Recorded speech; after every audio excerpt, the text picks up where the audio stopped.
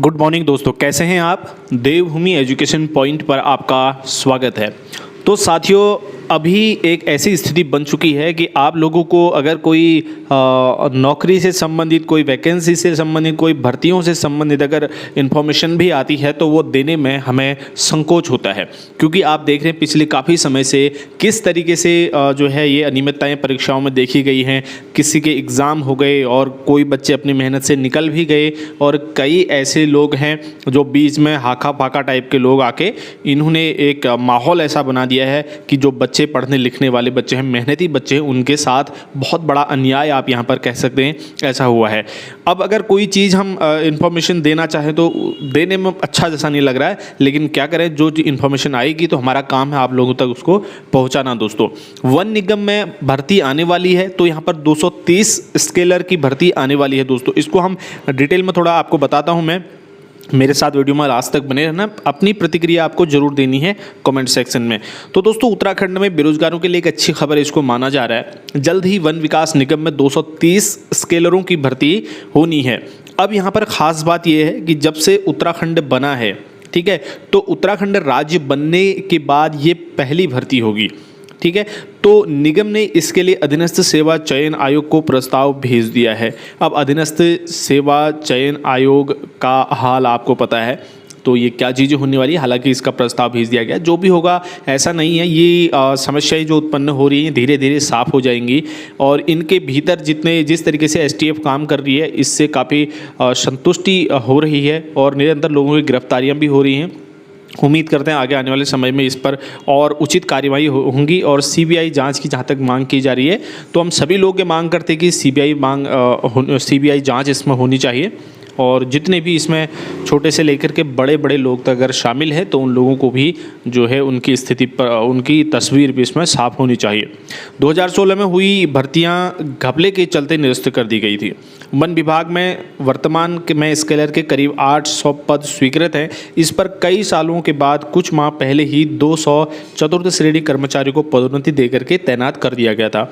इसके बावजूद अभी 230 पद विभिन्न वन विभागों में खाली हैं। इसके चलते फील्ड के कामों में दिक्कत हो रही है। ऐसे में निगम की ओर से करीब 8 साल बाद स्केलर के पदों पर भर्ती का प्रस्ताव आयोग को भेज दिया गया है। तो यहाँ पर एमडी वन निगम का कहना है निगम में स्केलरों की भारी कमी है। इसके कारण काम सुचारू चलाने के लिए नियम मानदेय पर कुछ नियत होना चाहिए था। नियम मानदेय पर कुछ रिटायर लोग रखे गए हैं। अभी नई भर्तियों के लिए आयोग को प्रस्ताव भेजा गया है। आयोग जब भर्ती करेगा तो कर्मचारियों की कमी भी दूर हो जाएगी। तो ये है डॉक्टर धनंजय मोहन, जो वन विभाग में एमडी हैं। दोस्तों, 1200 ही स्थायी कर्मचारी हैं वन निगम में। इस वक्त निगम में 2888 में से केवल 1200 ही स्थायी कर्मचारी हैं। बाकी काम आउटसोर्स के भरोसे चल रहा है। आउटसोर्स में भी करीब 80% कर्मचारी वहीं से रिटायरमेंट के बाद रखे गए हैं। इस पर कर्मचारी संगठन आपत्ति जताते आ रहे हैं। 22 अगस्त को भी वन निगम के एमडी डॉक्टर धनंजय मोहन ने 3 स्केलरों सहित 6 कर्मचारियों को रिटायरमेंट के बाद आउटसोर्स पर रखने के आदेश दिए हैं। इनमें से 5 कर्णप्रयाग और 1 उत्तरकाशी डिवीजन में रखा गया है। तो सारी चीज़ें आपको बताई, जिसमें से 2888 में से केवल 1200 ही जो कर्मचारी हैं वो स्थायी हैं। ठीक है, बाकी जितने भी हैं वो काम चलाओ तरीके से रखे गए हैं, आउटसोर्स के जरिए रखे गए हैं। और जितना भी यहाँ पर मानदेय देने का नियम है, जो रिटायर लोग हैं उन लोगों को वापस से वहीं पर उन लोगों को रखा गया है, ताकि काम जो है चल सके सुचारू तरीके से। अभी यहाँ पर ये भर्तियाँ आने वाली 230 स्केलरों की भर्तियाँ यहाँ पर वन निगम जो है करने वाला है। तो अगर आप देखना होगा बाकी इसमें क्या एजुकेशन क्वालिफिकेशन रहती है, और ये सारी चीज़ें आगे जो है धीरे धीरे स्थिति साफ होगी, स्पष्ट होगी।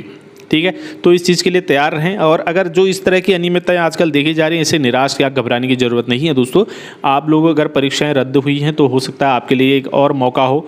तो आप लोग क्या करेंगे, और ज़्यादा मेहनत के साथ और ज़्यादा जोश के साथ जो है यहाँ पर अपनी प्रिपरेशन जारी रखेंगे। एक ना एक दिन परीक्षाएं होनी ही हैं, ऐसा नहीं कि ये कभी नहीं होंगी। तो परीक्षाएं तो होंगी, चाहे 1 महीना 2 महीने 3 महीना लेट हो जाए, लेकिन होगा। तो उसके लिए आपको प्रिपेयर्ड रहना है। नेक्स्ट वीडियो मिलेंगे। इस वीडियो में इतना ही। धन्यवाद। जय हिंद।